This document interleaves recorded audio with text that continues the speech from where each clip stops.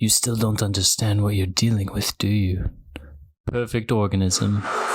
Its structural perfection is matched only by its hostility. That was the best line movie. Did y'all hear the ice maker just now? Yes. I did. Okay. 'Cause, we have to leave that in. Isaac, Just back chose up the from your mic. perfect time. You are so hot right now. Okay. There you go. Yeah, Sorry that's for a lot headphone better. listeners just now. Should we could just redo that? No, dude, keep it in. This is the real deal. This is authentic, organic it's raw. flyover film country. I'm just mad because I'm not used to this. I'm used to being up closer. Yeah. And I don't know why. Well, anyway. until we figure out why you sound so bad, you got to do what you got to do. You're in timeout. Yeah. Okay. So you have to You're sit going to stay there. 3 inches from your mic. Nice. Oh, man. All right. We're talking about Alien. Woo. 1979. Yes. Right? That's when it came out, right? This is Olivia's pick. This It was my pick, was, yeah. and I did zero research on it because I have just dropped the ball. So That's okay. everyone. Yeah, it is my pick for.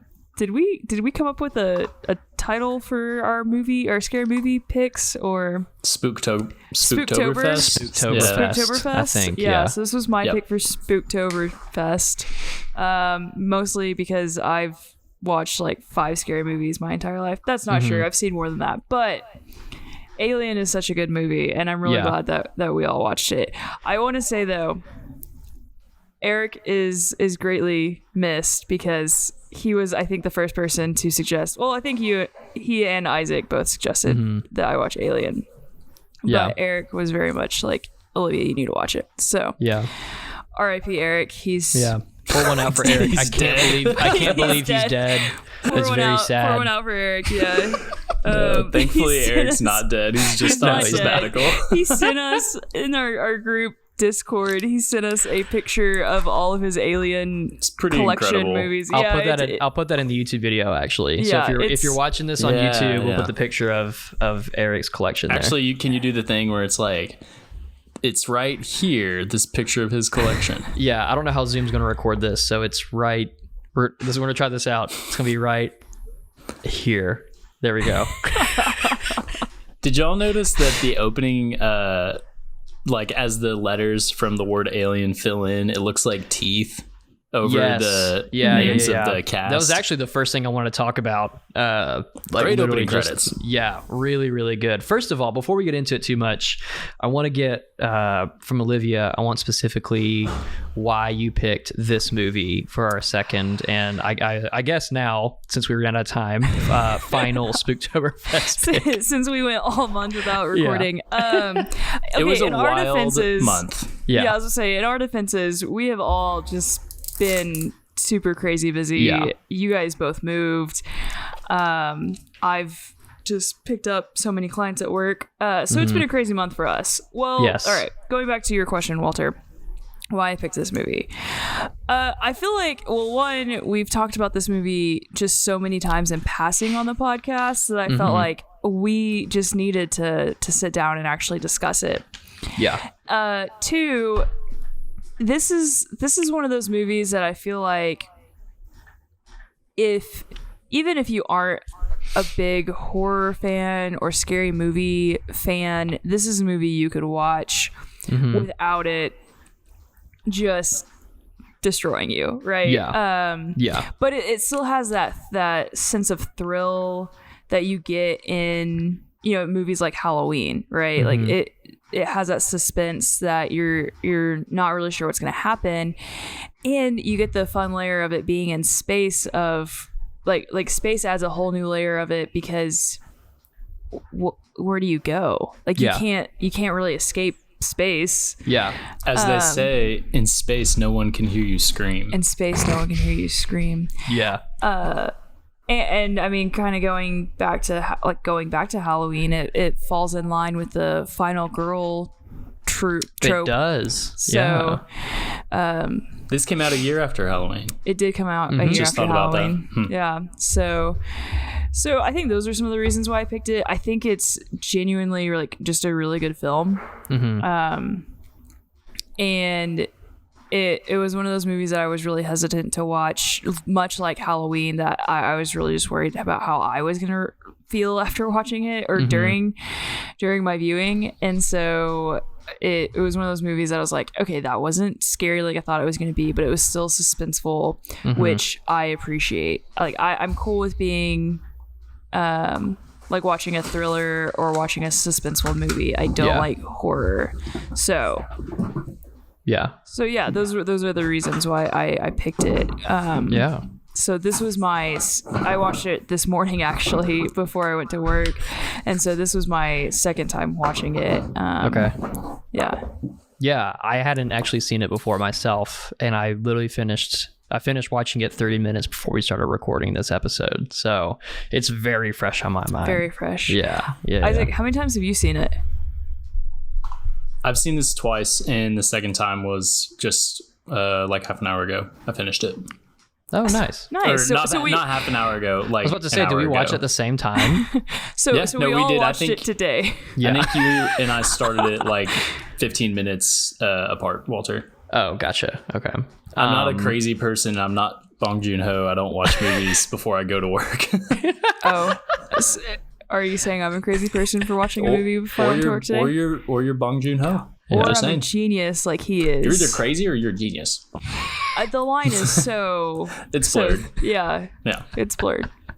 Yeah. So. I should also mention that, the name of this podcast is Flyover Film Country. And the it's supposed to be about flies. Well, that's one thing, but I was going to say flies. In our theme of this podcast, it is the most accurate to the theme because you're in space. In space, no one can hear you scream. Yeah. And so that was really dumb. I may cut that part out of the episode because that was really stupid. I think it worked. Good job. Yeah. Good job.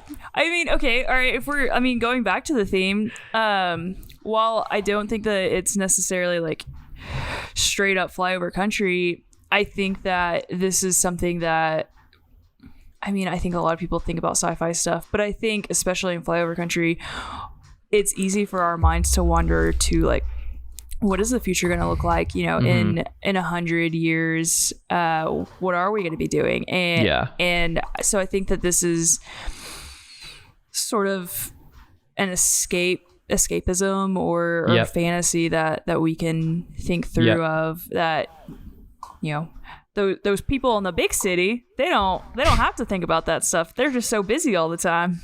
Yeah. So, like going back to the theme, like it's, and also there, a lot of the people or the whole crew is kind of blue collar, and that's Flyover. Like they felt very real. Like these characters felt very real and authentic because they're just doing a job. So, just doing a job. And sometimes you just have a really bad day and a xenomorph eats your whole crew. That is kind of the worst day. It's kind of like a 12 out of 10 sort of scenario. Yeah. That's like probably worst case scenario. Yep. Yeah. Not probably. 12 out of 10, 0 out of 10. Yeah. No, but on the horrible scale, it's 12 out of 10. I knew what you meant. Yeah.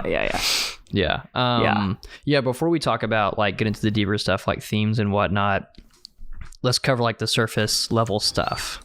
So let's talk about who directed it, the main actors in it and whatnot. And I will leave that to our resident annoying film buff Isaac. You wanna cover some of that? I think Olivia actually added in the cast, but I did. Oh, Olivia, okay. Famously, Sigourney Weaver and John Hurt and Harry Dean Stanton. Everyone else, and Ian Holm. Everyone else, Tom Skerritt, Veronica Cartwright, Yaphet Kotto. I don't know as well, just off the top of my head, like what other movies they appear in. Ian Holm famously is Bilbo Baggins. Yeah. And Harry Dean Stanton has been in a lot of classic American movies. John Hurt is a famous British character actor. And so it's a great cast. I watched a video today where Ridley Scott was director Ridley Scott was explaining how like at the beginning you have to make these people feel like people, which is, I mean, they're arguing the Harry Dean Stanton and Yaphet Kotto's characters were complaining about how they only get half shares because they're mechanics. Right. That's how I interpreted it. I think so. Yeah. And so they're just saying like, look, we want to get paid. And then they end up going to Ripley and being like, hey, if we go down there and onto the planet, do we get paid more? And she goes, no, like you are legally going to get paid. Like, just don't worry about it. And they're like, what? And there's the steam is coming out, and they're like, why? And it reminded me of what I do a lot when I pretend not to hear people. It frustrates them. Yeah. Oh, so that is something you do on purpose. Yes. No, I'm just kidding. I don't know if you've ever actually done that to me. I think what I actually do is like, I'll kind of say something that doesn't make sense or under my breath on purpose to make someone go, what? And then I'll go, what? And no, he's done that to me a lot. I turn it back on them and make them think that they're crazy. Yeah. Yes, you do. You in fact do that. Yeah. It's my Sherlock Holmes discombobulate. Yeah, very cool. Anyway, good let's reference. Keep going. Yeah, cool. So for me, of course, like I know who Ridley Scott is, but as far as the cast goes, really I only knew Sigourney Weaver going into that. As our resident film idiot, who doesn't really watch a whole lot of movies. She's the only one I recognize. And don't shoot me, but I think, and I could be wrong, but I think the only other thing I've seen her in, and was my introduction to her, was Avatar. Oh, I thought you were going to say Holes. Oh, she's in Holes. No, you definitely. Holes was the first one. I completely forgot she was in Holes. Yeah. Man. I'm gonna do a quick. Digging Grandpa. That's too damn bad. Do you know that she is in WALL-E? Sorry, I'm backing up from my mic. Sigourney Weaver's in WALL-E, you said? Yeah. Oh, how about that? I haven't seen WALL-E since it came out. She's like the voice of the computer, I think. Oh, okay. Man, I've seen a lot of movies with her in it. She's also in Ghostbusters. Ghostbusters is an iconic role for her. The OG. She's in the new one that just came out a couple years ago, but she's in the OG as well. Oh, really? Yeah. Yeah, she plays the receptionist, doesn't she? Does she? Yeah, I'm pretty sure that's her. Yeah. Or not the receptionist. I did not know that. She plays the hot girl that gets No, yeah, that's what it is. In Ghostbusters, she plays she gets possessed by the demon. Yeah. That's who she plays. I knew that. I was like, wait, what? We watched that together, didn't we? Yes. Yeah. I love Ghostbusters so much. Another confession, I have never seen Ghostbusters. Oh, man. I didn't see it until I was in college. It's a great Halloween movie. Yeah. Yeah, I've heard nothing but good things about it. I just haven't taken the time. I think it's one of Bill Murray's funniest movies. I do like Bill Murray. Yep. She's also in Working Girl, which is a movie that's got I almost said Han Solo. It does have Han Solo and Harrison Ford. Harrison Ford. Yeah. Which was a pretty popular 80s movie. She's in Ghostbusters 2. She's in Aliens. Mm-hmm. Is that a direct sequel? Yeah. Yes. Oh, okay. I guess we'll talk about sequels later. But yeah. Yeah, there's a whole world of Alien. She's also in Galaxy Quest, which was a pretty popular movie that came out in the late 90s that has Alan Rickman in it. And have you seen that, Tim Olivia? I've seen part of it. I remember watching parts of it as a kid. I haven't seen it as an adult, though. Yeah.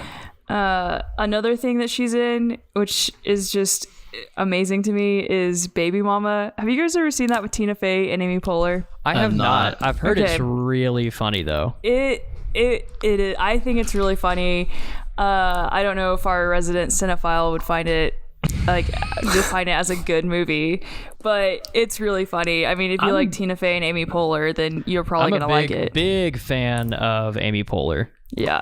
I give credit where credit's due. Like when we watched when you and I watched Vacation Friends this past Thursday. LOL'd like heartily at several scenes. Yes. Was it a good movie? No. No, not great, but it was fun. Yeah. And that's what movies should be, you know? For sure. Yeah, but I bet Baby Mama is overall a better movie than Vacation Friends. Yeah, probably a bit more classic than the Hulu original featuring John Cena, Vacation Friends. I will say, that was my first time. What movie you guys were talking about. You gotta watch it. Just like in the dark. We watched. It just came out recently in August, and I had never seen John Cena act before. And he really surprised me. Like, he was actually really funny and really good. So I think he's gotten better as he's continued his acting career. But he's funny. I'm actually looking forward to the Peacemaker show that he's gonna have on HBO Max. And what's that about? So you know how there was a new Suicide Squad movie that came out?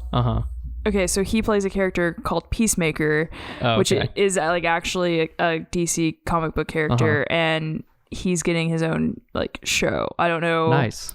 Yeah, so James Gunn, who directed Suicide Squad and the Guardians of the Galaxy movies, is also like writing, producing this show as well. So cool. Well, speaking it's the of one John we told Cena, you to watch, Walter. Oh, yeah, I'm not going to watch it. okay. Olivia, I don't watch sidebar. movies. Isaac, Did you and I don't think talked about the Suicide Squad. I don't think we. I honestly feel like I haven't talked to you about movies in a really long time. Truthfully, it's been which is sad. It's been a wild couple months because it came out in August. I think it came out in August. Jeez. Yeah. Jeez Louise. Wow. Anyway, are we even friends? We have some work to do. Okay. I have some work to do. We need to go to therapy for our friendship. Yeah. Did you like Suicide Squad? Okay, yeah, I did. Wow. Yeah. I thought it was Walter, fine. yeah. Going back to Alien. I was trying to give some fun facts about Alien, but you'll keep talking about a movie that this episode is not about. So right. I'll let you keep doing that, and I'll log out. No. Yeah. Fun fact: mentioning John Cena and Alien. A lot of people don't know this, but in the original Alien, 1979, the alien was played by John Cena.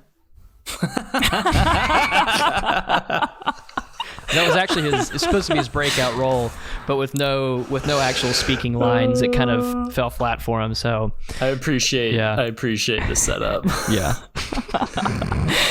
I really thought you were going to go somewhere with that, and I was like, wow, no. He looked up fun facts. That's awesome. Good for Walter. I'm actually. Oh wow, he's actually doing his job as a producer. That's crazy.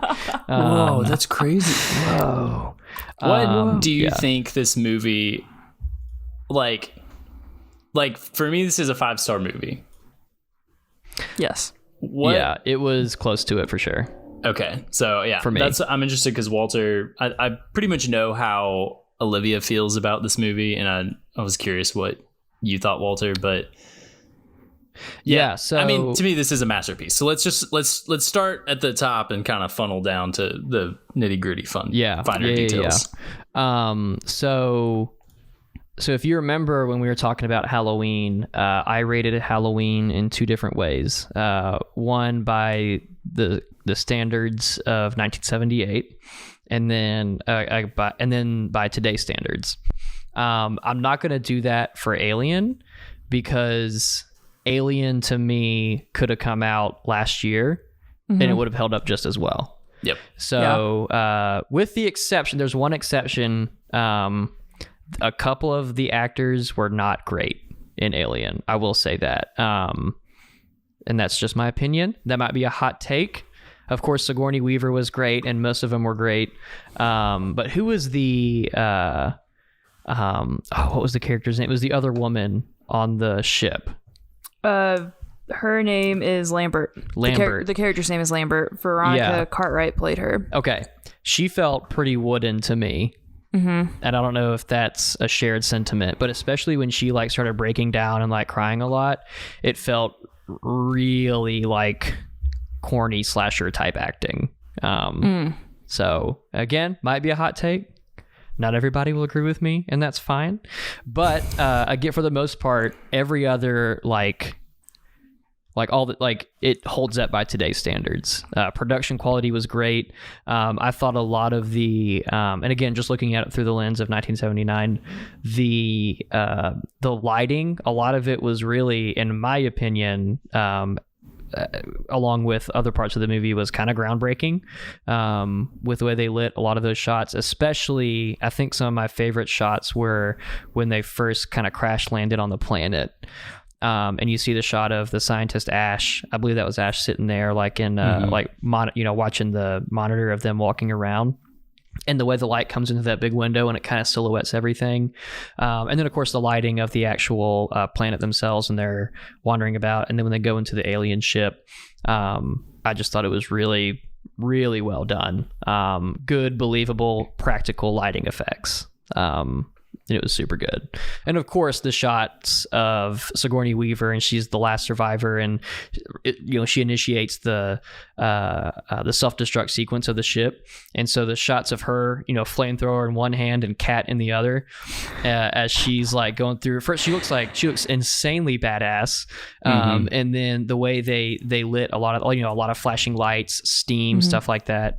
Yeah, really, really good. Really big fan of that. So in the sequel, in Aliens, which is not directed by Ridley Scott, it was directed by James Cameron, who did Avatar, and I think that's where he kind of became friends with Sigourney Weaver. Sigourney Weaver. They lean into her being an action hero. Yes, and there's so much of the eerie kind of monstrosity effect that the xenomorphs have. That they pulled from Alien 1, but in Alien 2, it's like there's tons of action. There's they're fighting multiple aliens, tons of other crew members are dying, and she is totally badass, and the last scene is so cool. I need to watch that then. You should go watch it. Yeah. We can talk about sequels if we want to, or kind of talk about the lore and the Aliens universe, because I'm curious. I don't... Go ahead. I was going to say, I don't know that much about it. I've seen Aliens and Alien Resurrection. Yes. Wait, is that the ones I've seen? There's wait, no, I need to go to the letterbox. Alien Resurrections is the one with Winona. Winona, yeah. Okay, yeah. That's the third one. Okay. Right? No, there's Alien 3. There's another one. There's Alien 3 and then Resurrections. Okay. So I've seen all of those. Alien 3 was Fincher. That's right. Yeah. So I've seen all 4 of those, and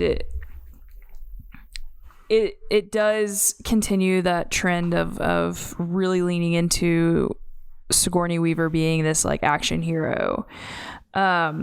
But there's way more, because they eventually merge with Predator, and Predator shows up because they do Aliens versus Predator at one point, and I don't really know that much about that. I don't know how any of that comes into play. Isaac, I don't know what you know. I don't. So I've only seen Alien Covenant and Alien and Aliens. So I've only seen 3. Prometheus digs into the backstory and lore of this series, but I don't know. Wait, is Prometheus in the same universe? Yes. Yes. I did not know that. Yep. Did you see Prometheus? You talking to me? Yeah. You know damn well I haven't seen Prometheus. Yep. That's good. You talking to me, or are you Robert De Niro? Hey, you talking to me? You talking to me? So my that's knowledge, all we do for the rest of the episode. You talking to me? 40 minutes over and over. You talking to me? What? Yeah, so my knowledge of the Alien franchise begins and ends with the movie that we're talking about, because I just watched it. And then actually the video game Alien Isolation that came out in 2014. That was pretty popular, actually. It was I know a lot of YouTube Let's Players and some Twitch streamers would play that game a lot. And it's I'm going to read from the Wikipedia about this game. It's based on the film series in the same universe. The game is set 15 years after the events of the original movie Alien, follows engineer Amanda Ripley, who's the daughter of the Alien protagonist Ellen Ripley, as she investigates the disappearance of her mother. And it's it's a first person like stealth action horror game. So it's I believe, I could be wrong because I haven't played it myself, but you're on a ship most of the time, or maybe on a planet. I don't know. I'm kind of just talking out of my ass at this point. But it's very much like the way the gameplay is very much like the very tense scenes of the original movie. Nice. Yeah. I have my brother's Xbox right now. He is letting me borrow it while he's kind of in between places, and he has the Game Pass or whatever, so you can just download different games. Is it on Game Pass right now?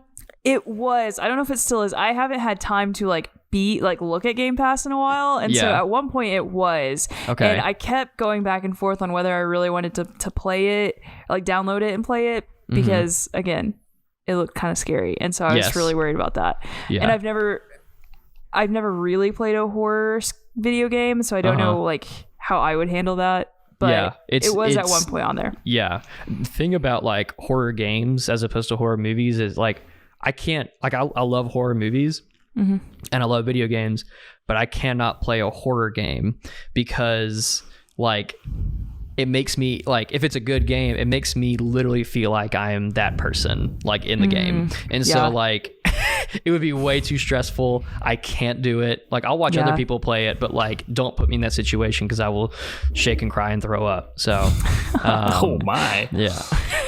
So dang. Yeah. To add on to the whole sequel thing, I had forgotten about this until I looked at the Wikipedia page, you know, the very reliable source that is Wikipedia. It is .org. So it is a reliable source. Yeah. It's reliable. I had forgotten about this. Noah Hawley, who did Fargo, right? I have no idea. Yes, Isaac's nodding. Thank you. Okay, I wanted to get a verbal confirmation for our headphone listeners. Yep. And he also did Legion, so he did a couple FX shows. He, along with Ridley Scott, are going to be developing an Alien show. So it will also be the first in the franchise to not feature Ripley, which is disappointing, but it's okay. We'll get another final girl, I'm sure. Did you say that he is going to be producing? Yeah. It says Noah Hawley and Scott are both involved. So I don't know to what extent, but Scott is involved somehow. So, which is cool. Cool. So. Well, did y'all see the article, or Olivia? Did you see the article about how he kind of like threw shade on the series? No. Yeah, that's why I was like, well, I didn't think he was working on it. Just, I'm not like intentionally contradicting you. I just like that triggered that the. Sounds like you're trying to argue. Well, no, I'm just saying. Do you want to fight? He said, I don't know. Here, I'll come back. How long ago was this? This was like last week. He threw shade on it. That's all I'm saying. We'll come back to it. Okay. But that, yeah. So the thing I was gonna say about that is like, I'll watch anything Noah Hawley makes because he's awesome. Other than apparently the movie he did with Natalie Portman, apparently that wasn't good. But what was that movie? Lucy in the Sky. It's like a space movie. Yeah. And I was just like, oh, this is interesting because I really like this guy. Yeah. Because Olivia, you and I love Legion. Oh, so good. I need to finish it. Yeah, haven't finished season 3 yet. Love Legion. Loved the first season of Fargo. Like some of my favorite TV. And so I'm like, heck yeah, let's do it, because to me, Alien's about horror but it's about how people are terrible, and yeah, not this really one. This one's about survival. Yeah. I mean, well, no, there are some themes that we can definitely dive into in just a second. So there, I don't know. Yeah, and I think we should get into it. But to me, the blue collar workings of this world, I think, is really interesting. Like, I think that the politics of the company, which is kind of explored more in Aliens, those politics could be super interesting and could obviously parallel Amazon and Jeff Bezos. So there's all that I think that could be really interesting to explore, as well as like the horror of man and the horror of nature type thing. So let's do this real quick then. Let's each say what we took away as the main theme of the movie. Let's start with Olivia. Oh, I knew you were going to start with me. I was okay. It's your pick. Come on. Okay, so going off of kind of what Isaac was just saying, major corporations are the worst. They do not care about people. They view people as being expendable.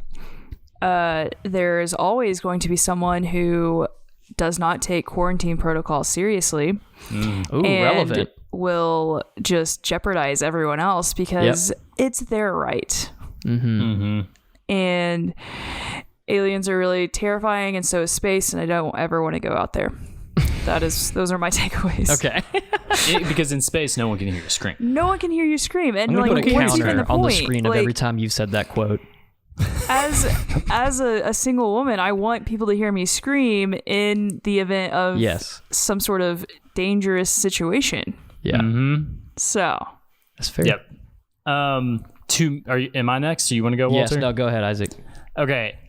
I think that this is kind of an anti-colonization movie because I can see that, because they get the distress signal and they go to save whoever's there, but they find out that it's an alien. And quick sidebar, when they go into the cockpit room and the huge pilot alien is dead, kind of like sitting there, and you see the skeleton and all that. Cinema, like just cinema. Yeah, beautiful shot. Cinema. Scary. Yeah. It's so like, what is that? I need a movie about that. Yeah, like it's so good. Really and I think good. Prometheus might actually be a movie about that. I was gonna say, I haven't seen it. Isn't that what the prequel movies are? Probably. I don't know. But so the facehugger gets on John Hurt because they're just like, it's kind of curiosity leads them in, but Ripley said this doesn't look like a distress signal. This looks like a warning signal, which doesn't make sense. It should just, you shouldn't have any kind of signal because people will go to that signal. Right. So it's like, you should have just turned the signal off. But I did, in my research for this movie, there's just, in a lot of horror movies are kind of based in sexual trauma, like Straw Dogs, I know, and then one that Eric likes, I think that he's told us about, is I Spit on Your Grave. And this movie, if you think about it, the reason, like the visceral physical reason that the alien is so scary is that it impregnates you. It basically rapes you. Yeah. That's and it like and violates you, and that's why it's so scary. So it's kind of like this and they intentionally designed the xenomorph, like its head, to be phallic. Yeah. And so I have to point that out because that's just part of the set design. And the more I thought about it, the more I was like, yep, it's like one of the best horror movie monsters. Yeah. Because it's so like, can you imagine something just kind of, it's the same thing with The Thing. Can you imagine something getting inside you and eating its way out? Yeah. Like, yeah. No, it's pretty terrifying. And I mean, speaking of the design of the alien, is definitely something I want to talk about because I think it's still to this day one of the best like horror movie creature designs. Absolutely. Like so elegant, like weirdly elegant, but also terrifying. Like it has like insect like features, but then also like it's kind of machinic too. I was about to say almost like robotic type features. And what's weird is, now that I'm talking about it out loud, so when they discover that Ash, the scientist, is a robot, when they like cut him open and look inside, it doesn't look like machinery. It looks like it looks organic. You know what I mean? Like it doesn't look like a robot as much. And so it's interesting that they kind of had like actual like an organic thing like the alien and then a machine like the robot. Kind of the aesthetics of both of those were kind of not switched entirely, but made a lot more like the lines were blurred between like machine and man. And so I thought that was interesting too. And the fact that he was a robot is I think one of the, not like it's a great twist, but in terms of like top 10 twists of all time, it might be up there. But for me, it was one of those times where like it is the most surprised I've been in a movie. Like, what? Like this? It threw me off. He's really a robot. Yeah, and like because when he first started acting all erratic, and I saw like the it was like white sweat, and then he's super strong and like beating the crap out of Sigourney Weaver. I was like, oh, like the alien got inside of him and it has like mind control powers. Like that was my first thought. And so when it was like, when one of them yelled, "It's an android," and I'm like, what? Like, what are they talking about? That's so weird. Like I didn't know that in this universe, the aliens universe, that robots were a thing, and like we're not hard to make a robot look and act exactly like a person. So yeah. Isaac, I don't know if you thought about this, but like I watching it the second time through, they like set it up like the way that like it would cut to him at certain moments. It was like, oh, they're like letting you know from the jump something is off with this dude. But the first time watching it, you have no idea why they keep cutting to him, other than this is just a character, and so they keep cutting to him. Yeah, and so that's what I thought. So it's great foreshadowing, but you don't know what it's foreshadowing until it happens, and then it's like, oh, that makes more sense now. Because he wasn't reacting the same way as everyone else, which again at the time, like your first viewing, you don't know that. You just think, oh, that's just how he is responding to this, because everyone responds to these kinds of, or like any situation, so differently. But that was something I noticed the second time through of like, they were foreshadowing this big time. Yep. And did you notice that he drinks a glass of like white substance? I noticed that the second time. I was like, okay. I didn't notice that. When that was before, like, when was that? That's when, this is one of my favorite shots in the movie.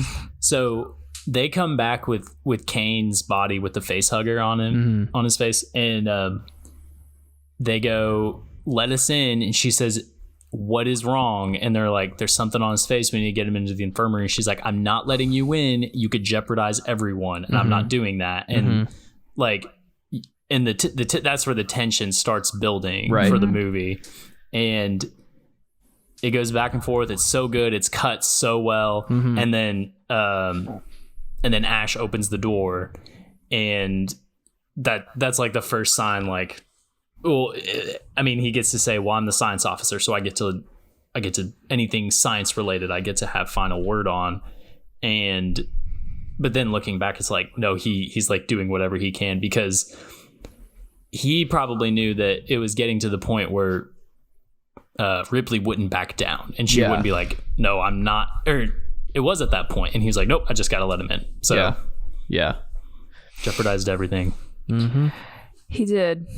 And so whenever they figure out, or like after they've like torn him to shreds, then they're like, "Why would you do this?" Isaac, you referenced it at the beginning, but he also goes on to say, "I admire its purity," because Sigourney or Ripley's like, you look up to it, you admire it. And he goes, "I admire its purity, a survivor unclouded by conscious remorse or delusions of morality," which are all the things that make us human. Like, right? And so I just thought that was really, like, yes, he's an android, and so I realized he's not human. But even then, the alien doesn't have those things, sure. But at what point do we stray so far away from humanity in order, like, in the name of science, And I think that's kind of maybe the bigger question that this movie asks is at what cost do we sacrifice humanity in the name of science? And we can go back and look at different scientific studies and research that has been conducted over the years, and there are reasons why we have ethics and guidelines that we have to follow for that. But then you get, big corporations like the company or Amazon, just to name a few, that don't care. Right? They don't care about humanity, don't care about people, because people are disposable. I think we didn't get, actually, I just realized I forgot to say what I thought the main theme of the movie was. But that was it. That was my takeaway, was the movie really posing the question of like how far do we go for science and research and like advancement of knowledge at the expense of humanity. So, which is me not being a movie guy, I haven't really seen any other movie that like asked a question like that, and I'm sure there are, but like I just thought that was pretty thought-provoking for me, at least. I don't know how many movies do it in this like a sci-fi horror way. And such a visceral depiction of that. You can see it's not the same theme, but it's a Venn diagram. But in Blade Runner, in the first one, it really, it's a theme in the second one, but in the first one, it's a lot more pronounced. Like, what makes us human, and could humanity's technology reach a point where we could imbue our humanity into non-human entities, like androids? And so the android thing comes back full circle in Blade Runner. It's really kind of profound the way he pontificates that. But and then that twist is so great with Ian Holm and Ash being an android, because it really does make humans the great evil, and the capitalists' desire for weaponizing, something like the xenomorphs for an army. Which also, and then the xenomorph is just like, "Yo, I'm here. I'm gonna kill y'all. This is a bad run in, but nature's gotta do what nature's gotta do. Sucks baby. for y'all." And that's what I was gonna say. Like, also, how stupid you have to be to think that you can control, and like entitled. Like it's a testament to human pride. So entitled and so prideful that they think that they can control this thing that they can't. And I think that it's really easy for us as humans to not necessarily get to that point where we can control a xenomorph, right? But we do that with like animals here on Earth. We do that with other people. We do that with really anything we can. Well, it goes back to what we were talking earlier about. We touched on it briefly, but one of the themes being colonization. Like that's basically exactly what you were saying. Like the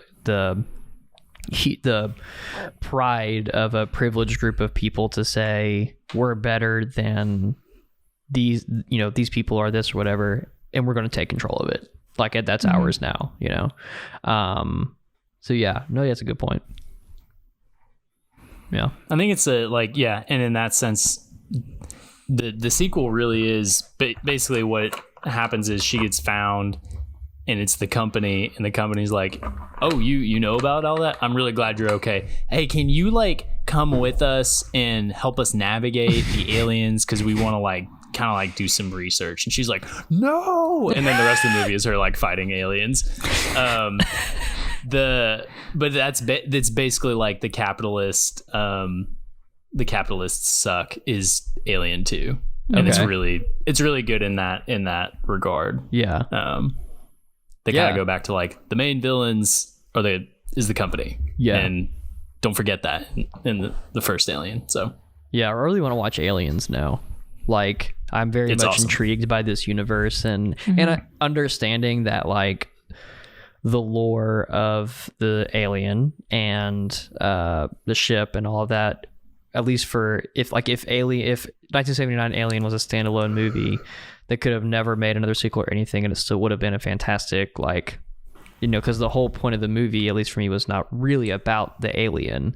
Right. It was kind of just about everything else. And so that being said, I am very intrigued on alien lore now, and I want to watch more movies and kind of learn more about that because it seems very cool. So yeah, a lot of people go back and forth on which one is better, Alien or Aliens. Isaac, do you have an opinion on which one is better? I think Alien is better. I'm kind of partial to that atmospheric slow burn. I really enjoyed Aliens. But yeah. I think that this is just a lot more my speed. Sure. But I mean, like I said, the end of Aliens is one of the best like showdowns in any action movie. Final boss battle. I mean, that's how good it is. It's just a different genre. Yeah. Eric sent something, and I was trying to find the source. Let me find what he said, because it was something that I did want us to read. At one point. I couldn't find the source, but it's really good, and it kind of speaks to the testament that, like, you know, sci-fi is not a genre. Sci-fi is something you apply to other genres. So this is what it says. It says it's talking about the Terminator originally, and it says the Terminator is a slasher movie where the slasher is a creature of science fiction. Yeah, it's a sci-fi in the fact that it deals with those themes, but in the same sense, science fiction provides a setting and a collection of themes and ideas. It's not a genre in and of itself. Science fiction needs to be applied to another genre for it to have meaning, be it horror, such as the Terminator or Alien, noir, which is like Blade Runner, fantasy, which is Star Wars, or mystery, which is like Minority Report. In order for it to like really make sense, which is, I had never really thought about it before in that sense of like sci-fi is really just a setting and not necessarily a genre. And like in Blade Runner's like a drama. It's not an action movie. And the first time I watched it, I was like, that's stupid. Like, I thought this was an action movie. And then I watched it again. I was like, oh, this is like really good. Yeah. Like, I just had to pay attention and be in a different mindset. Yeah. Because this is a horror movie, and Aliens is also a horror movie because there are so many of those elements that are indelible to what it means to be an alien movie. But there's more guns, and there's like a different director with like a really kinetic, powerful sense of action at the wheel. So yeah. And again, I don't know where that source is from. I guess we'll have to figure that out. We'll have to ask Eric where he got that source, and then we can add the source in later. Yep. But So did anyone have a favorite character? I mean, obviously it's Ripley, right? Yeah. But outside of Ripley, that's the easy answer. That's the easy question or easy answer. Yeah. I feel like she created she did, right? She created the female action hero stereotype. I feel like it really wasn't. I'm trying to think of anybody else necessarily. I think she helped pioneer it, maybe. Yeah. Well, because Ridley Scott said no one expected her to be the last person to live. Yeah. And not in a final girl way, in like this is a badass. Like, I think that hadn't maybe been like that sort of feminism hadn't been portrayed on screen. Sure. Yeah. I don't know. Well, and where did I hear this? I listened to, not to pull an Isaac and mention another podcast on our podcast. I've gone this whole podcast without mentioning Blank Check because I don't think they've done an episode on Alien. So it was, I think Unspooled, I think is the name of the podcast. And they were talking about how the script for this movie was written in a way where it was pretty gender neutral. Like, because if you think about it, we know Ripley's first name is Ellen, but I think that was added after the fact. And so it was written in a way that literally anyone could have played any of these characters. It didn't have to necessarily be a crew full of guys or anything like that. Like these are all pretty like kind of generic names. And so at any given point, you know, sure, Ripley was the one that ended up surviving, but it didn't necessarily have to be, you know, a woman. It could have been a man or whatever. But I think that this movie definitely did help kind of forge that strong female role, right? Like survivor role, in ways that even Halloween couldn't have done. Yeah, because if we want to compare it to Halloween, like Laurie Strode, yes, she was the lone female survivor, but she was not really, in my opinion, wasn't really painted as a hero necessarily. Like she didn't fight or anything, except until the very end when she like absolutely had to.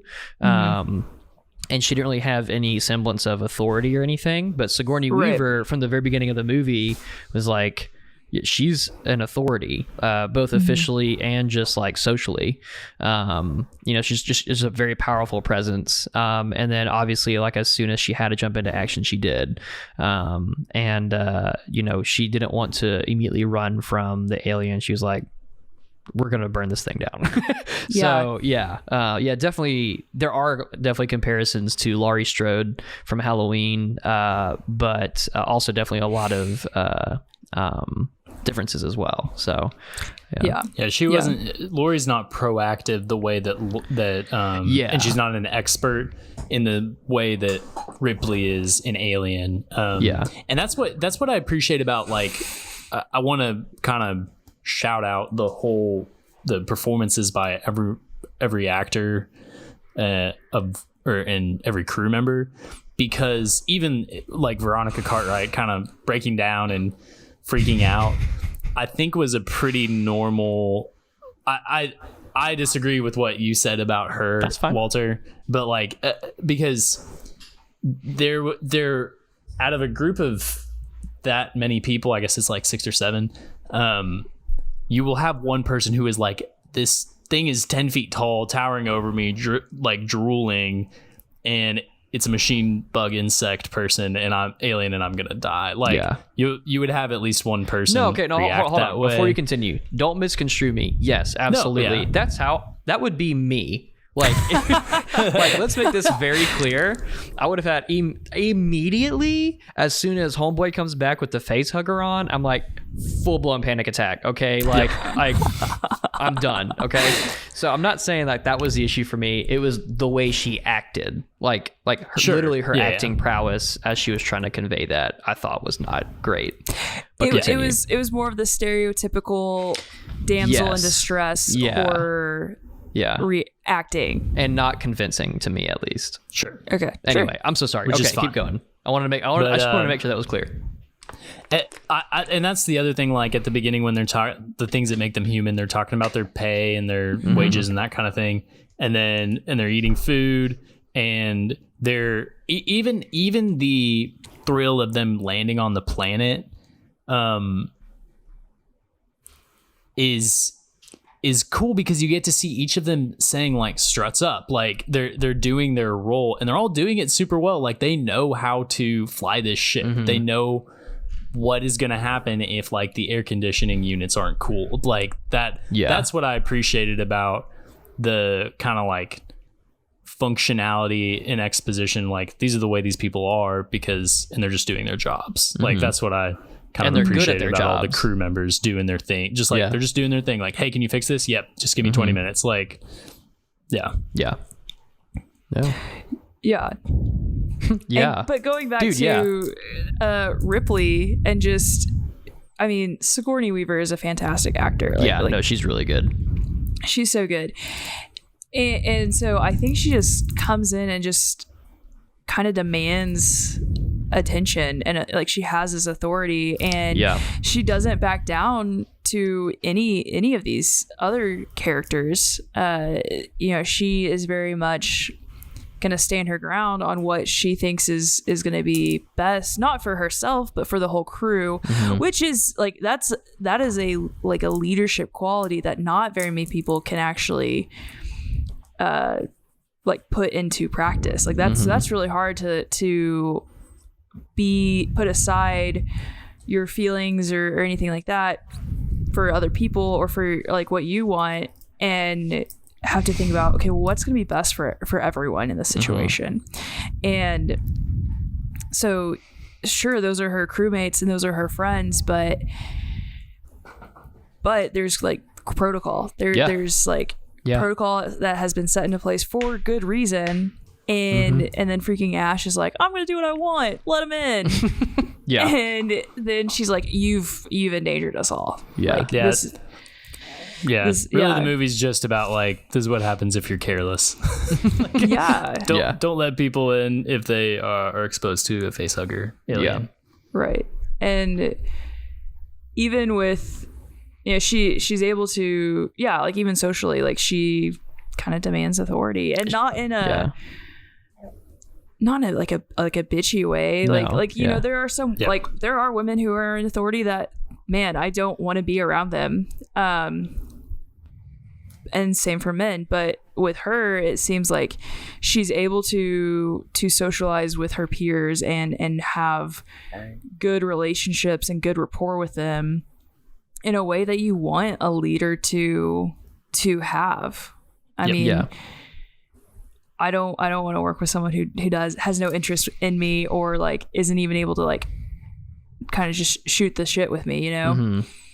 Probably my favorite shot in the whole movie is when she goes and she confronts after they had gotten Kane and they were doing tests and stuff, and like they couldn't get the face hugger off. She goes and she's talking to him, and you see her lean against like the table, and it's just on him the whole time, and she's talking to him, asking him questions like, what's going on? Like, tell me what you found. He's like, well, it has this sort of skin and it's like a tough son of a bitch and that kind of thing. And it doesn't cut away from him until she says, you disobeyed me, or she says something to that effect. And it like, the tension's built so well in that scene. And it really kind of it captures both of their personalities, and her sort of like intense, you didn't obey me, and not only that, it was the wrong thing to do. Like, now we're all in danger and you know it. And it also, watching it a second time, you're like, oh, he wanted to do the right, he wanted to obey his masters because he's a robot. And that cut to her where in like, again, and we know it's very intentional. Cutting to her, she was like, as saying it's so dangerous, and then he's like, it cuts to her and she says, and you let it in. Like that's what it was. That right there, it's so good. First of all, obviously, like, highlights the importance of what she's saying, but it also highlights her authority. Like, we know, I was like, okay, this woman like knows what she's talking about, and if anybody's going to survive, it's going to be because of her.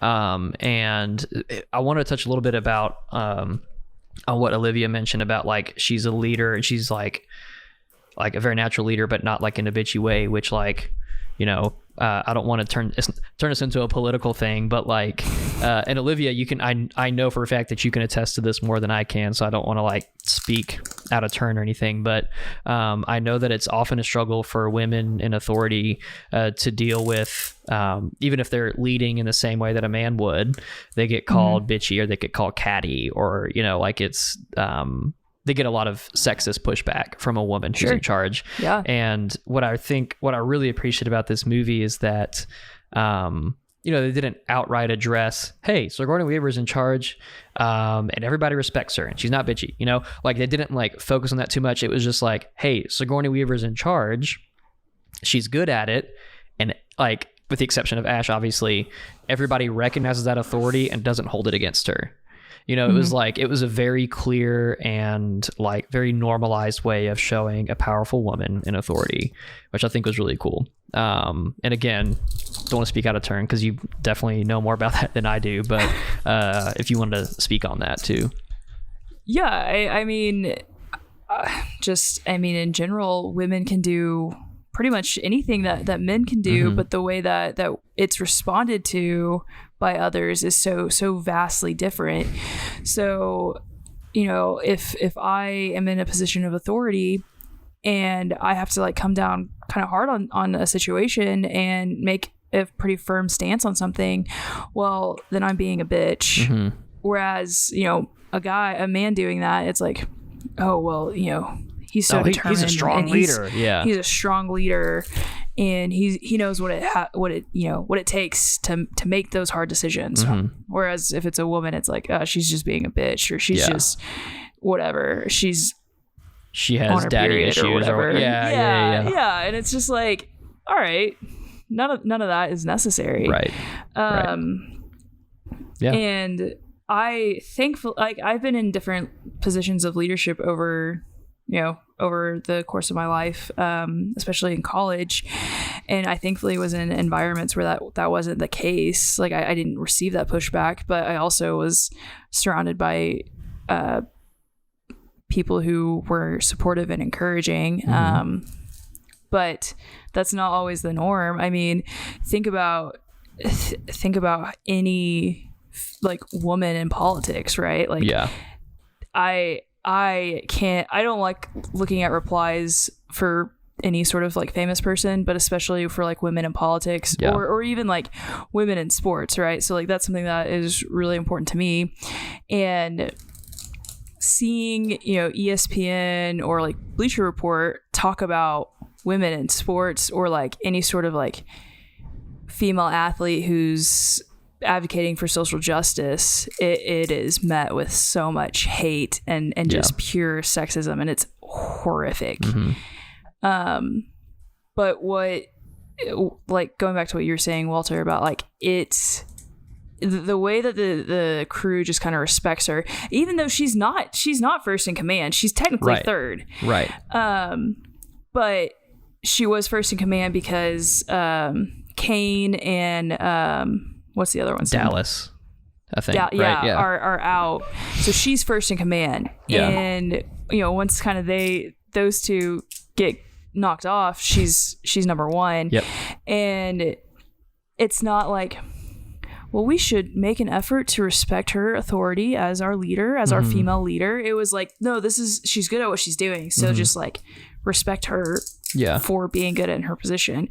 Which is what we should all do. Yes. In general. But whatever. That's a story for another day. No, you're 100% correct. Yeah. So it's just, and I think that what is so cool about this is, one, this was done in 1979, long before. I mean, yes, women's rights were obviously an issue then as they are now. But it was long before this movement in Hollywood to like make an effort to push for that. And it wasn't like, oh, well, we should probably have a female superhero. Since we've gotten, you know, since we've released 15 other superhero movies, and the only female is one who doesn't even really have powers. Right. You know, it was like, I want one.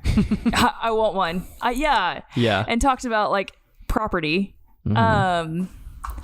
So this was like decades ahead of its time. And I think that's what makes it so cool and so timeless, is that, one, these are people who feel very real. Like at any point, this movie could have been released. It could have been released last year. It could have been released 10 years ago, 20 years ago. And it feels timeless in that sense of like, these are real people. You get to see how they interact. And it's conversations that people have every day with their coworkers.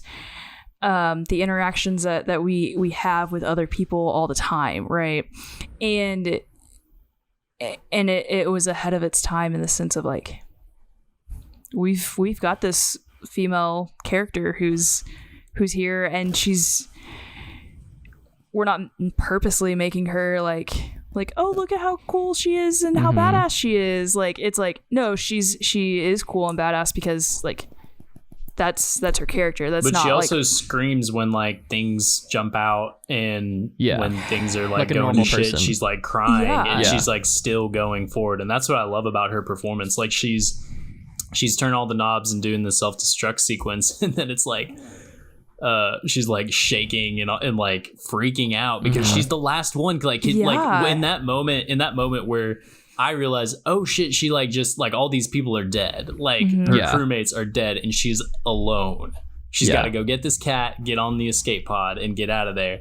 And it's just like, she acted it so well. Like you really saw her visibly like, oh my gosh, holy shit, like this thing's gonna kill me. I'm probably not gonna live. And she's just still doing it and making it work. It's so good. Yeah. Go ahead. No, go ahead. Go ahead, Walter. You got it. Go ahead. I was just gonna say she's not one-dimensional in that sense. Like I feel like what happens is we want these like female action heroes or these female leads, and they end up being one-dimensional, and you don't see that with her. Like Sigourney Weaver gives an incredible performance because that feels so genuine and so authentic, right? Like, if you are on a crew of like 7 or 8 people and you're the last surviving member of that crew, and there's this giant alien that has acid for blood. I mean, excuse me. I would also be shaking and crying and freaking the hell out of like, how am I going to survive? Because like, how or why would I survive? Yeah. And I think like, not to change the subject too much, but well, actually kind of, you mentioned the cat. Oh, we haven't talked about the cat. Yeah, no, I want to talk about the cat because like the whole movie, I'm like, why is there a cat? Who brought a cat on this ship? Like, that's so stupid. Like, what a liability that is, you know? And like the cat's gonna get so annoying. And the ship is also huge. Like, the cat could get stuck in some important machinery. Within the first 10 minutes of the voyage, that cat would get stuck somewhere. So like from a practical standpoint, I was like, okay, that will never happen. But of course, at the very end of the movie, I realized why they included this cat in the movie. And maybe this is not what they intended, and maybe I took something else different away from this. But the way I view the cat was, you know, Sigourney Weaver, she's like almost to safety. Like she's like, I made it. And then she goes and she hears the cat meow and she goes, Jones. And yeah, I mean, like, she goes back for the cat. Yeah. And like, you know, as a pet owner myself, I was like, I would do the same thing. Like, I would risk my life for my dog, obviously. But like, I think from a cinematic or a thematic viewpoint, I guess, I see the cat as showing that Sigourney Weaver, not only is she the last survivor, like, you know, last one alive, but she's also really the only one who is retaining her humanity. And, you know, that kind of goes again back to the themes of, you know, sacrificing humanity for selfish reasons, for scientific reasons, whatever. But she risked her life for a cat, you know, something that there are millions of on Earth. Like, she could have just gotten a new cat when she got home, but she was like, no, like, I'm a person and that's my cat. And like, I'm going to do what it takes so that we both get out of here alive. Which I think was just, again, like I mentioned, just a final testament to, you know, you see this hard, tough exterior of her throughout the entire movie, but then like the whole last part of the movie, like, is because she has a soft side too. So I thought it was sweet. I thought it was cute. Yep. Yeah. And also to add on to that, like, part of me wonders if one of the reasons why she went back for the cat is also like to kind of honor the crew that, like, it was their cat, like it was the crew's cat, and you know, if she wasn't able to save the cat, like, or maybe like her attempt to save the cat, which she does, is to make up for the fact that she couldn't save the rest of the crew, or like anyone else. Definitely. Going back to, I have to finish this because I have it in front of me, but Ridley Scott said, when asked about the Alien FX series, he said, wherever the series goes or whatever they do, it'll never be as good as the first one. I mean, it's true. Yeah. Like, I don't disagree with that. People are interpreting that he like doesn't agree with the vision and all that stuff. I could see that. Yeah, sure. Yeah. Yeah. I was just reading to you what Wikipedia told me. I again, it's a reliable source. It's .org. Well, okay, Fair. let's use that. Let's talk about. We talked about a little bit of it, but if we want it, we can even do some live on the air research, but kind of about the lore, or I guess like the sequels, I guess. So if we want to kind of talk about, we talked about Aliens, which is the direct sequel, right? Right. Yeah. And then, let's talk about what else came after that and how it kind of affected the Alien universe. So, all right. So Aliens was Spoiler the direct warning. Yeah, so that came out in 1987, so 8 years later. Okay.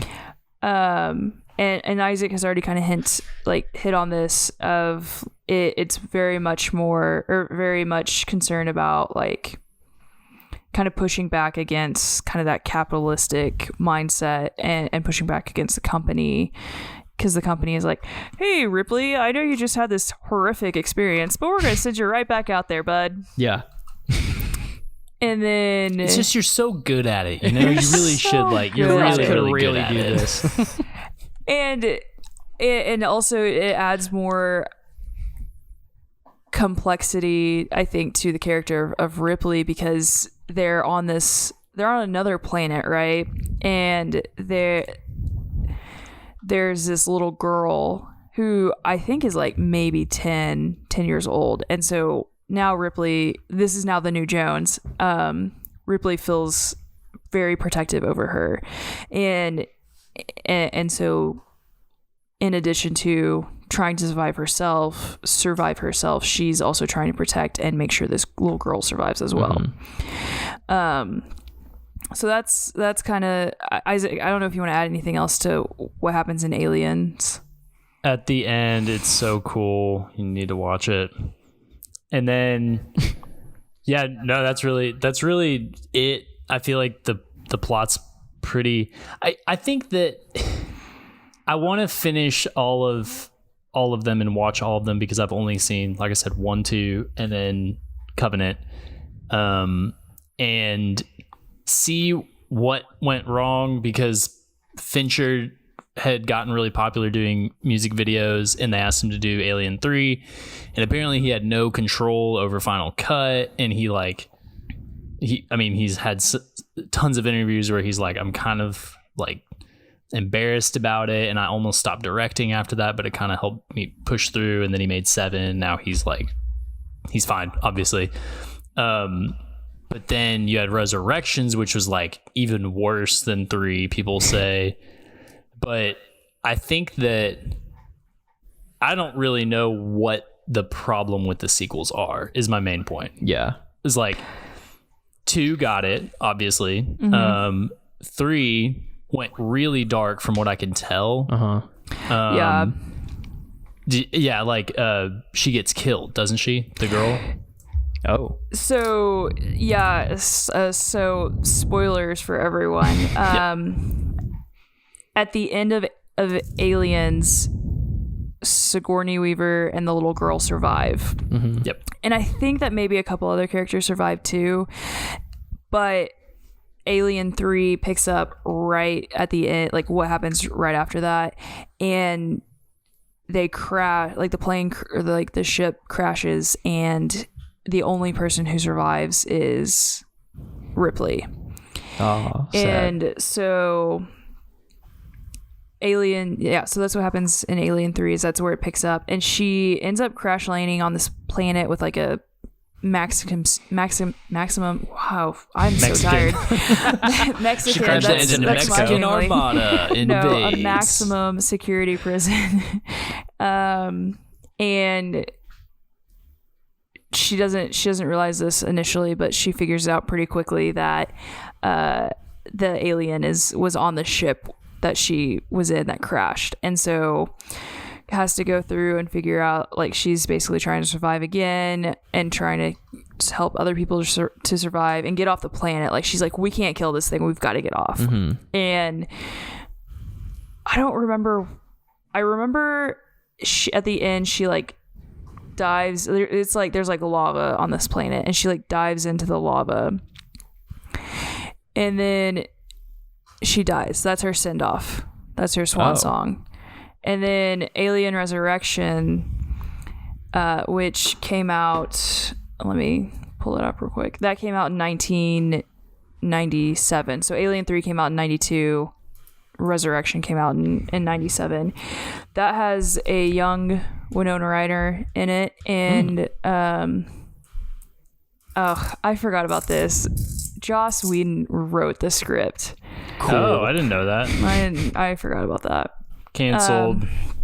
Yeah, and so it happens 200 years after the events of Alien 3, and the military scientists are trying to recreate a clone of Ellen Ripley, and so they finally do. And I don't remember why they did that. The xenomorphs. I'm just probably because she had all that knowledge about the xenomorphs and is Sigourney Weaver in this one? Mm-hmm. Yes, yeah, she's in this one, and I think this is the last one she's in. Yes, I don't think she's not in Prometheus or Covenant. Yeah, don't know anything about Prometheus. Apparently, I don't know if the monsters are in Prometheus. Covenant is gross. Like, it is so violent. It is so scary. Yeah, it is like just really going back to one, but doubling down on the horror with the effects. Catherine Waterston is in Covenant, and she's awesome. Like, she is kind of Ripley-esque. Yeah. But all I remember is one of the last scenes. She is like, she's fastened in with this suit to a zip line that connects to the outside of the ship, and someone else is driving it, and she's shooting and fighting the xenomorph as it's like crawling around the ship trying to get her, and it's pretty cool. Like, sounds sick. Yeah, Ridley Scott does action really well, and I think he kind of wanted to blend Alien 1 and 2 a little bit, like some of the menace and some of the like, nope, we're moving the camera, we're swinging, people are shooting guns and like surviving. So is Covenant the last one? It's the last one that has come out. Yep. And it was several years ago. Yeah. Okay. Also, I did not know that Prometheus had such a stacked cast. That's a great cast. Yeah, so Michael Fassbender, Guy Pearce, Logan Marshall Green, Charlize Theron, Idris Elba, Numi Rapace. Yeah. And Benedict Wong is in it as well. I did not know he was in that. My guy, Benedict. Juan, you're invited to my wedding. So, and Ridley Scott came back to direct Prometheus. Yeah. Nice.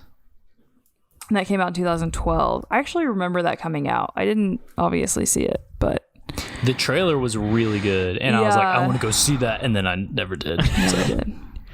So maybe that can be a movie night movie for us, Isaac. Oh yeah, for sure. I'm looking at it now. You could do movie night with us if you lived here, Olivia. You guys could do movie night with me if you guys lived here. So two-thirds majority. Yeah, I don't know. We kind of got you beat there. Yeah. All right. You have to come back to Arkansas just for that. Just for that. Yeah. I have to jump through so many hoops because freaking licensure does not cross state lines, which is stupid. Yeah. That is stupid. Okay, so here's a question for you about Prometheus then, and I'm going to read more about that after we finish recording, but was Prometheus like advertised as a movie set in the Aliens universe? Yes. Okay. Like, what was... I think it made pretty good money. Okay. And it's a prequel? But like, if you watch the trailer, like, I didn't know anything about it. I hadn't seen any Alien movies whenever I saw the trailer before. I think before the Avengers. Okay. The 2012 Avengers. And I was like, this looks so good. Like, I don't know what this is, but it's like some sci-fi horror. And then at the end, I think maybe there is a xenomorph in it, and you see it or whatever. But I was like, that looks awesome. Yeah. But I think you do get a sense like, oh, this is Alien. Even though like I had no idea what Alien was, but I knew what a xenomorph was because I'd seen those before. So yeah. Oh, here's a question I just thought of, and I haven't seen the original movie from this franchise, but Alien versus Predator, is that canon? No. Okay. From what I can tell, no, it's not canon. Okay. It's like its own universe thing. Okay. Yeah, because I know nothing about that movie. I just know that it exists. I think it was kind of a cash grab. They made 2. Yeah. And from what I can tell, it's just a cash grab. Oh, okay. So. Well, never mind then. Predator with Schwarzenegger is really good. Yeah, I've heard good things about that. I need to... If I enjoyed Alien, I feel like I would like Predator. Yeah. Well, cool. Yeah. Yeah. Y'all have any final comments about Alien? I don't think so. I will say this: Prometheus was co-written by Damon Lindelof, who's our boy. He did Lost, and he also did The Watchmen. So, Watchmen. I imagine it's probably pretty good. So, nice. Yeah, I think I do want to check that out now. Yeah, now I want to watch that as well. So I gotta go finish all these series film series that I haven't. Yeah, like I need to watch the new Halloween movies. Because I watched Halloween Kills. Oh, very proud of you. Yeah, nice. Thank you. Yeah. It wasn't. No, I watched it because it's on Peacock as well, and my brother got Peacock Plus or Premium or whatever it's called. And so bumming off of him. Nice. So shout out to Thomas. Yep. And so we watched it for my movie night with my friends, and it was. I liked it. It was gorier than I was expecting it to be. Not like overtly gory, but gorier compared to the OG Halloween, which is to be expected. Yeah. Yep. Yeah, I need to watch the new ones. I've heard they're pretty good, and then obviously in preparation for the last one that comes out next year. Or is it year after? I think it's next year. Okay, yeah. And then, I'm definitely interested in the Aliens universe. So, like, I think I want to watch more of these. I think you'd like them for sure. Yeah. If you like this, I think you're going to like the Alien cinematic universe. You'll like Aliens for sure. Okay, cool. So, Aliens has a really good cast, too. Let me see if I can find it. I shouldn't have closed it out like I just did as you were saying that. Actually, Walter, you won't recognize any of these names. Yeah, I don't watch enough movies to know anybody. Did you watch Stranger Things? Oh, yeah. Okay, so in season 2, the doctor that has to work with Will after he comes back from the Upside Down, you're like not sure if he's a bad guy or not the whole time. Trying to remember who that is. Okay. Not ringing a bell. No, I can't remember what his character's name is. But the actor's name is Paul Reiser, and the name sounds familiar.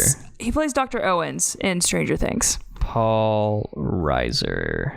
Reis. I recognize this guy. Yeah. And then you don't know who Bill Paxton is? I might. I don't know. Did you ever watch Twister? I have no idea what that is. That is a new word. You ever seen Twister? Me. Oh, Twister. I thought you said Wister, and I was like, I think you just made up a word. Twister. No, I have not seen Twister. Okay. And I have not seen what's the other one you said, Isaac, that he's in? What? Titanic. Yeah, I haven't seen Titanic. Yeah. He was also, what was that? Mighty Joe Young? Was that it? It's a classic. Well, guys, thanks for watching it. I'm just trying to wrap it up. Anticlimactic was the ending of that episode. I was correct. Bill Paxton was in Mighty Joe Young. Oh, okay. I know that he's everyone great was in really Aliens concerned. Too. Yeah. He's great in everything. He is great. Oh yeah, he was so good. He actually has died. All right. He died in 2017. I did read that just now. Unlike Eric, who did not die, who's very much alive. Eric is very alive. R.I.P. Eric. Can't believe he's gone. I love that we opened with that, like, in memoriam. Oh my gosh. So sad. Oh my gosh. Oh man. Yeah, no. Thank you. Eric's not dead. We do miss him. God's not dead. Eric's not dead. Neither is Eric. So yeah, before we close it out, I wanted to once again apologize for the I think the plan was to have definitely more than 2 Flyover episodes in the month of October, but life happens, and this is very obviously not our full-time day job. So Not yet. We're getting there. We're getting there. We're on the come up. Yeah, That's right. Yeah. Now that we got rid of that dead weight, Eric, we can really shoot to the moon. Literally dead weight. We shot him off into space like they did Kane. Okay, we need hold on. That thing shot his body off so fast. I was like, Just yeeted him. It was like a spring loaded. That boy shot out into the atmosphere. oh my gosh, that's amazing. Oh my gosh. Man. Yeah, that was pretty funny. Yeah. Okay. So yeah, before we close it out, for our loyal listeners, thank you for sticking with us. We apologize for not having more movies. There's also nothing saying that we can't do horror movies outside of October. So keep listening, and I can almost guarantee that amongst the 4 of us, we are definitely going to pick another horror movie soon. Yep. Isaac and I are currently trying to work on scheduling our next Flyover After Dark. Have you guys picked a movie yet? Not yet. That one will be a horror movie. Oh yes, we have. Mungo. Yes. Oh, and cool. we'll talk about that when we get to it. But I'm excited about that one. Now that Isaac lives 30 minutes away from me instead of 10 minutes, which kind of have to works great. Yeah. We just got to plan around that a little bit better. But it's definitely on the way. It's coming. And as far as future episodes of the podcast go, we're still trucking. We mentioned that Eric is taking a little bit of a sabbatical to focus on his work and some other things. So he's definitely still very much a part of the team here, just not behind the microphone for some of these upcoming episodes. So his Alienverse collection joined us in spirit. Yes. Yeah. From the heavens, because he is dead. It's so funny. Eric's gonna die whenever he listens to this. He's gonna be like, what the heck? I can't wait. So do we want to say what movie is next? Do we even have one? Have we picked one for the next one? Okay, so no. I think after this we'll have a little planning session. Yes. But we are 100% going to cover Eternals, which is coming out not this coming weekend, but next weekend, November 4th. I didn't realize it was coming out it's pretty that close. soon. Oh my gosh.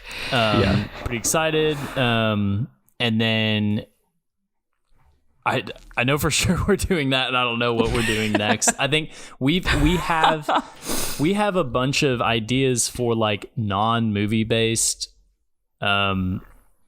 podcast episodes, like script or pitch a movie and like top 10 directors and topical movies that are not centered around one movie, which we've done all year basically.